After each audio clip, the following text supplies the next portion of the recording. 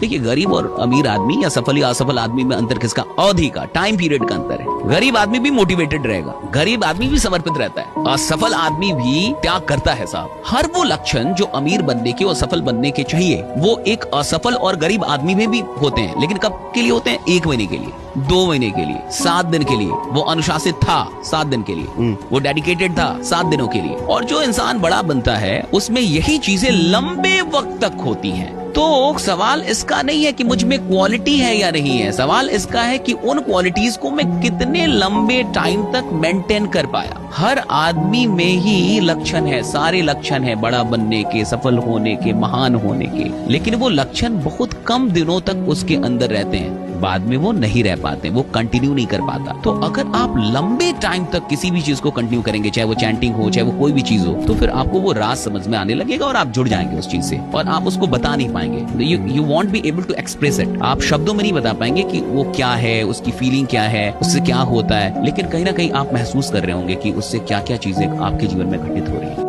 लोग कहते हैं गरीब इंसान के पास भले ही पैसे कम हो, सुकून बहुत ज्यादा होता है उसके पास।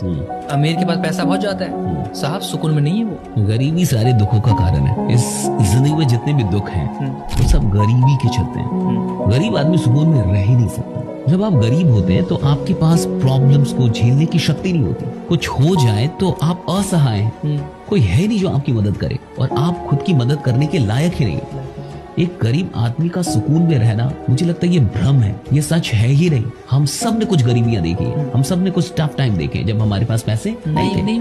बिना पैसों के आप इनसिक्योर रहते हैं हमेशा। आपके परिवार में कुछ हो जाए, किसी को कुछ हो जाए, हेल्थ की कोई इशू आ जाए और आप गरीब हैं, आप कैसे सुकून में रह सकते हैं? सवाल ही नहीं पैदा होता। तो ये सुकून बनावटी सा सुकून है। ये जो गरीबी है, इसका ये मतलब है कि मुझे कुछ खास नहीं करना है, मतलब मैं किसी टफ गोल के पीछे स्ट्रेस नहीं ले रहा और मैं भैया आराम से जीऊंगा। इस आराम से जीने की जो गरीबी है, वो लोगों को लग रहा है कि सुकून में, वो सुकून में कभी नहीं रहेगा। उससे जाके पूछो, उसके अंदर कभी भी सुकून में नहीं रह सकता। वो तो बेचैन मिलेगा आपको। जो इंसान गरीब है उसको सबसे ज्यादा दुखी उसके पास। लोग इज्जत भी नहीं करते हैं। अगर आप मुझसे पूछो कि किस एक स्किल ने मेरी पूरी जिंदगी बदल दी, तो मैं बिना किसी डाउट के पब्लिक स्पीकिंग कहूंगा। पब्लिक स्पीकिंग आज भी दुनिया में मौत के बाद दूसरा सबसे बड़ा डर है, और आज भी 99% लोग स्टेज पे आकर बोलने से डरते हैं।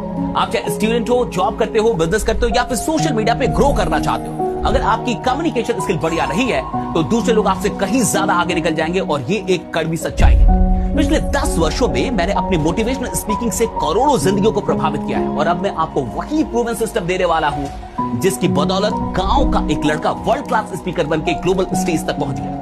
जी हाँ, मैं बात कर रहा हूं अपने नए course speak like a leader with एसकेटी की, जहां मैं आपको सिखाऊंगा पब्लिक स्पीकिंग, मोटिवेशनल स्पीकिंग और कम्युनिकेशन स्किल।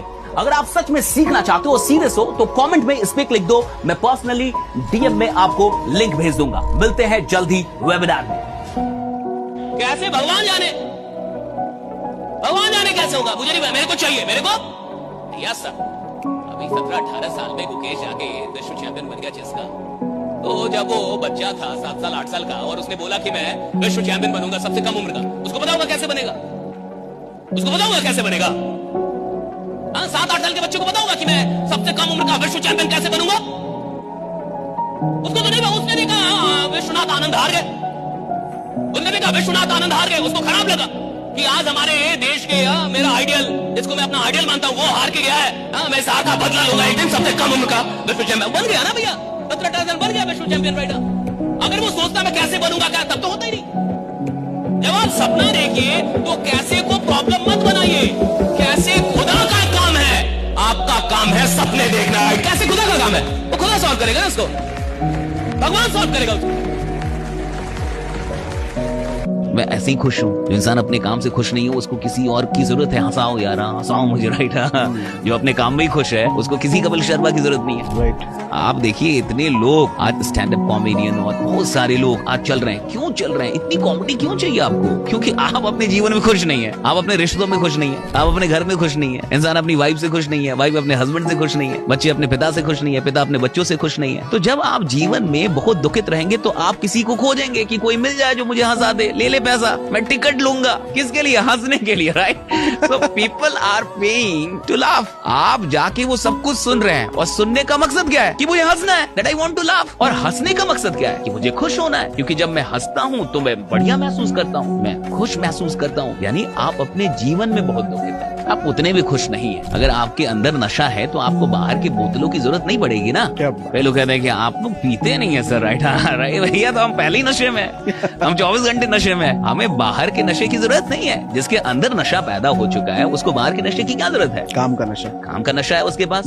दिमागी है, पहले से वो नशे में चल रहा है। अब तुम इतने खाली इंसान हो कि तुम्हारे जीवन में कोई ऐसा मकसद ही नहीं है जो नशा पैदा कर दे। तुम इतने खाली आदमी हो जिसके जीवन में इतनी शक्ति ही नहीं है, इतना साहस ही नहीं है कि कोई नशा पाल लो जो बड़ा नशा हो। तुम्हें छोटे छोटे नशे, वो जो बाहर के नशे हैं उसकी जरूरत पड़ेगी। एक 10x माइंडसेट का आदमी क्या होता है ये समझिए। 10x रिजल्ट तब नहीं मिलता जब हम सिर्फ नंबर बढ़ाते हैं, 10x रिजल्ट तब मिलता है जब हम क्वालिटी बढ़ाते हैं।